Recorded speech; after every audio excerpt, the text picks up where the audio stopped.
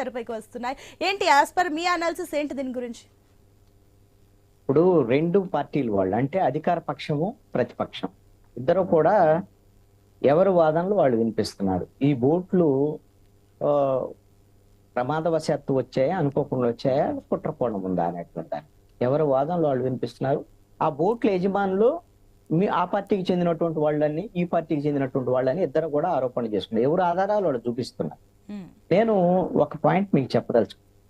కృష్ణా నదిలో చేపలు పట్టేటువంటి చిన్న చిన్న బోట్లు, అదే విధంగా మనుషులను తరలించేటువంటి లాంచీలు, నేను వచ్చినటువంటి వాటిని లాంచీలు అంటే అంత పెద్ద అవి బోట్లు, అదే విధంగా ఇసుక డ్రెడ్జింగ్ చేసి ఇసుకను తరలించేటువంటి ఇనుప లాంచీలు, నేను వచ్చి తగిలిన 3 మొత్తం 5 వచ్చాయి. ఇవన్నీ ఇసుక డ్రెడ్జింగ్ చేసేటువంటి ఇవన్నిటిని ఏం చేస్తారంటే కృష్ణాకు వరద వచ్చేటువంటి సమయంలో, వరద వచ్చే సమయంలో కొంచెము ఒడ్డుకు దగ్గరగా వరద పెరిగేటువంటి సమయంలో ఆ వరద వచ్చినప్పుడు పైకి లేచేటువంటి విధంగా దానికి లంగర్లు వేయకుండా, లంగర్ వేస్తే ఏమవుతుంది అని అంటే ఆ లంగర్కు ఉన్నటువంటి లూజ్ వరకు పైకి తేలుతుంది. ఇంకా ఎక్కువ వరద వచ్చింది అనుకోండి, లంగర్ ఊడిపోయే అవకాశాలు తక్కువ ఉంటే మునిగిపోవటానికి ప్రమాదం ఉంటుంది. అందుకని వాటి కొంచెం ఒడ్డుగా దగ్గరగా తెచ్చి చెట్లకి తాడులతో కట్టేయటం. లంగర్ వేయరండి. లంగర్ వేయటం వల్ల ఏమైందంటే లంగర్కు వేయటం వల్ల స్ట్రాంగ్ గా ఉండి అవి ఏనా వరద ఎక్కువ వస్తే దాన్ని మునిగిపోయే ప్రమాదం కూడా ఉంటుంది. కాబట్టి తాడులతో కూడా కట్టేటువంటి పరిస్థితులు ఉంటాయి. నిన్న ఆ విధంగా గొల్లపూడి దగ్గర చెట్లు కట్టేసినటువంటి ఈ విధమైనటువంటి డ్రెడ్జింగ్ ఉపయోగించేటువంటి లాంచీలు వీటిని అవి ప్రమాదవశాత్తు కొట్టుకొని వచ్చి విజయవాడ ప్రకాశం బ్యారేజీకి ఢీకొన్నటువంటి పరిస్థితి ఉంది. దాంట్లో 67వ ఖానా దగ్గర, 69వ ఖానా దగ్గర, 70వ ఖానా దగ్గర ఇవి ఢీకొనటం. 70వ ఖానా దగ్గర ఉన్నటువంటి ఆ గేట్లు లేపేటువంటి కౌంటర్ వెయిట్ దెబ్బతిన్నటువంటి పరిస్థితి, దానికి రిపేర్ కూడా చేశారు. డ్యామేజ్ అయితే బ్యారేజీకి ఏం డ్యామేజ్ ఏం కాలేదు అనేటువంటిది, ఇప్పుడు వరకు అయితే ఏమి ఇబ్బంది లేదు అనేటువంటి. ఇక్కడ ఈ విధమైనటువంటి వివాదం రావటం వెనక 2 ప్రధానమైనటువంటి ఆరోపణలు వచ్చినాయండి అధికార పక్షం వైపు నుంచి. మొట్టమొదట ఏం చేశారు, ఈ విధంగా బోట్లను వదిలి కొంతమంది వైసీపీ వాళ్ళు ఆ బోట్లను ప్రకాశం బ్యారేజీకి అడ్డుకోవటం ద్వారాగా ప్రకాశం బ్యారేజీ నుంచి వరద నీరు వెళ్లకుండా నిలుపుదల చేసి చంద్రబాబు నాయుడు ఇల్లు, కరకట్ట మీద ఉన్నటువంటి చంద్రబాబు నాయుడు ఇల్లు మునిగిపోవాలి అనేటువంటి కుట్ర చేశారు వైసీపీ వాళ్ళు అనేటువంటిది మొట్టమొదట చేసినటువంటి ఆరోపణ తెలుగుదేశానికి సంబంధించినటువంటి వాళ్ళు. ఇది ఇప్పుడు కాదు, ఆల్రెడీ వైఎస్ఆర్ కాంగ్రెస్ పార్టీ అధికారంలో ఉన్నప్పుడు 2019-20లో ఒకసారి వరదలు వచ్చినటువంటి సందర్భంలో కూడా ఒకసారి ఒక బోటు వచ్చి ఆ రోజున కొట్టుకొచ్చి ఆ విధంగా ప్రకాశం బ్యారేజీ గేట్లకి అడ్డుపడ్డటువంటి పరిస్థితి. ఆ రోజున కూడా అప్పుడు వైసీపీ అధికారంలో ఉంది. అప్పుడు తెలుగుదేశం వాళ్ళు ఆరోపణ ఏంటంటే వైసీపీ వాళ్ళు అప్పుడు బోట్లు తీసుకొచ్చి బోటు తెచ్చి ఆ విధంగా చేసి చంద్రబాబు నాయుడుని ఇంటి ముంచేయటానికి కుట్ర చేశారు అనేటువంటి దాన్ని. అప్పుడు ఇప్పుడు 2 ఒకటే ఆరోపణ, చంద్రబాబు నాయుడుని ఇంటిని ముంచేయాలి అనేటువంటి కుట్ర చేస్తున్నారు అనేటువంటిది తెలుగుదేశం పార్టీ వాళ్ళ యొక్క ఆరోపణ. నేను దీంట్లో ఏమంటానంటే చంద్రబాబు నాయుడు ఇల్లు కరకట్ట లోపల కృష్ణానదికి మధ్యలో ఉంది కాబట్టి కరకట్ట లోపల అది మునిగిపోయిద్ది అనేటువంటి ఆందోళన ఈ రోజున తెలుగుదేశం పార్టీ వాళ్ళలో ఉంటే ఉండొచ్చు. ఈ విధంగా ఒక బోట్ వచ్చి అక్కడ అడ్డుపడితేనో, కృష్ణాకు వరద వస్తేనో చంద్రబాబు నాయుడు ఇల్లు మునిగిపోయింది, ఎన్ని ఆందోళన ఎందుకు? అసలు ఆ ఇంట్లో చంద్రబాబు నాయుడు ఉండటం దేనికి? వేరే మంచి మెరకైనటువంటి ప్రాంతంలో ఒక ఇంట్లోకి వెళ్ళొచ్చు కదా. ఆయన ఒక ముఖ్యమంత్రి ఇల్లు మునిగిపోవటం అని అంటే అదేదో తెలుగుదేశం పార్టీ వాళ్ళకి సంబంధించినటువంటి వ్యవహారం కాదండి. ఆంధ్రప్రదేశ్ లో ఉండేటువంటి ప్రజలందరూ కూడా ఒక ముఖ్యమంత్రి చంద్రబాబు నాయుడు ఉంటున్నాడు ఆ ఇంట్లో, మంత్రి నారా లోకేష్ ఉంటున్నాడు ఆ ఇంట్లో. అలాంటి వాళ్ళ ఇల్లు మొన్న కూడా వరద నీరు వచ్చినాయండి. మంతెన సత్యనారాయణ రాజు బిల్డింగ్ మీదకి వచ్చినాయి. అక్కడ ఉండేటువంటి పాప వాళ్ళందరినీ తాడులతో బయటకు తీసుకొచ్చి పడవలు వేసుకొని మరి తీసుకొచ్చినటువంటి పరిస్థితి ఉంది. చంద్రబాబు నాయుడు ఇంటికి సంబంధించినటువంటి దాంట్లో వరద నీరు వచ్చింది. ఎందుకంటే 11,43,000 క్యూసెక్కుల నీరు వచ్చింది వరద, అది రికార్డు. అదే విధంగా అక్కడ గోకరాజు గంగరాజు, అదే విధంగా బీజేపీకి సంబంధించిన పాతూరు నాగభూషణం, వీళ్ళందరి ఇళ్ళు అందరి ఇవన్నీ కూడా కరకట్టకి కృష్ణానదికి మధ్యలో ఉంటాయండి. ఇది అమరావతికి అని వీటికి సంబంధం లేదు. అలా మునిగిపోయే ఇంట్లో చంద్రబాబు నాయుడు ఉండటం దేనికి?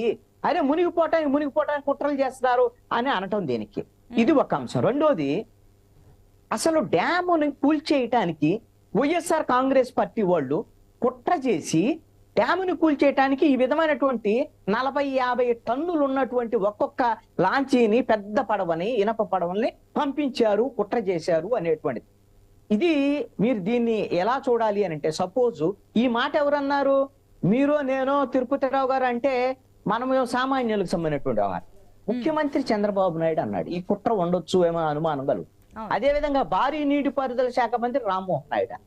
ఇక్కడ మన భారతదేశంలో మీరు నేషనల్ డ్యామ్ సేఫ్టీ అథారిటీకి సంబంధించి 2021లో దీనికి సంబంధించినటువంటి చట్టాన్ని చేయడం జరిగింది.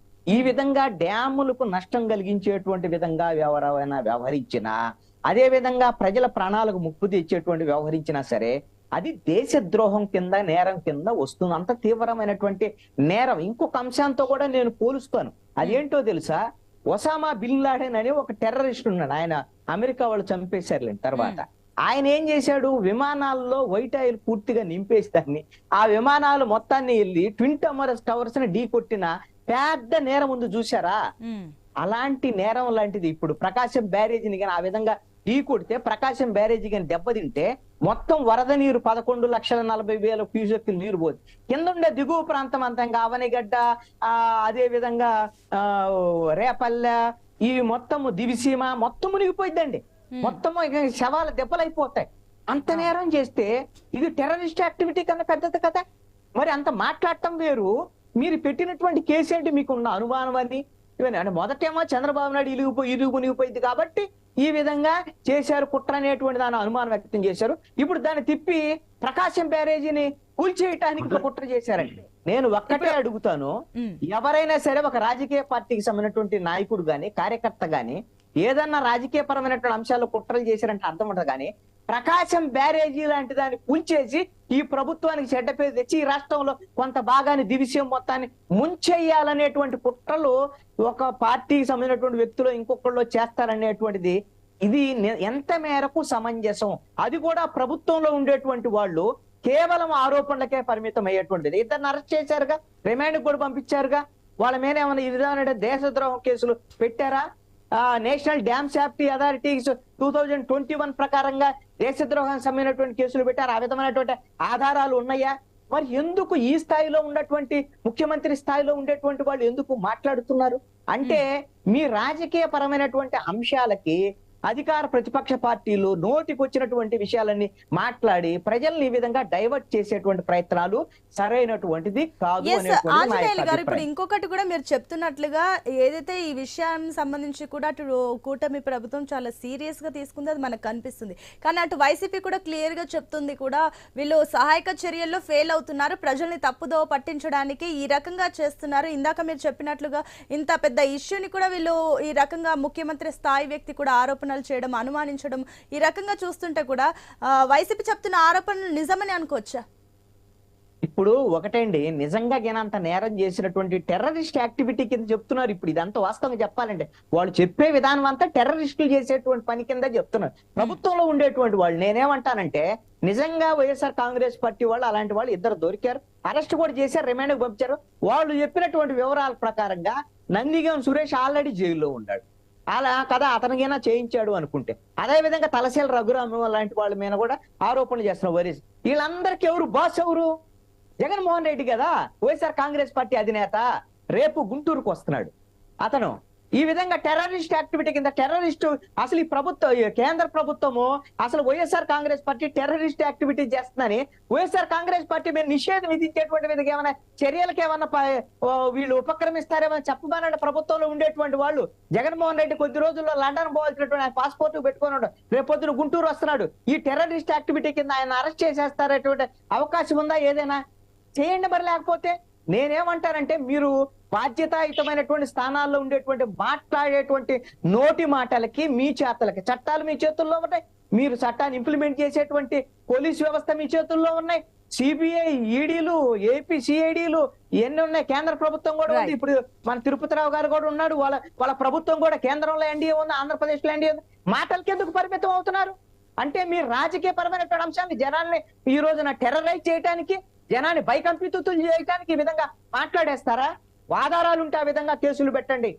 లేదంటే కోర్టులు రేపొద్దున తప్పు పడతాయి. వీళ్ళ ఆధారాలు లేకుండా కేసులు పెట్టారనుకోండి, ఎలా కేసులు పెట్టారని రేపొద్దున తప్పు పడదు. అందుకనే కేసులు పెట్టకుండా నోటి మాటలు మాట్లాడుతున్నారు. ఓకే అండి ఆంజనేయులు గారు, మళ్ళీ మీ దగ్గరకు వస్తాను. ఇప్పుడు ఇదే అంశానికి సంబంధించి కూడా అటు బీజేపీ అధికార ప్రతినిధి నుంచి కూడా తీసుకునే ప్రయత్నం చేద్దాం. అంతకంటే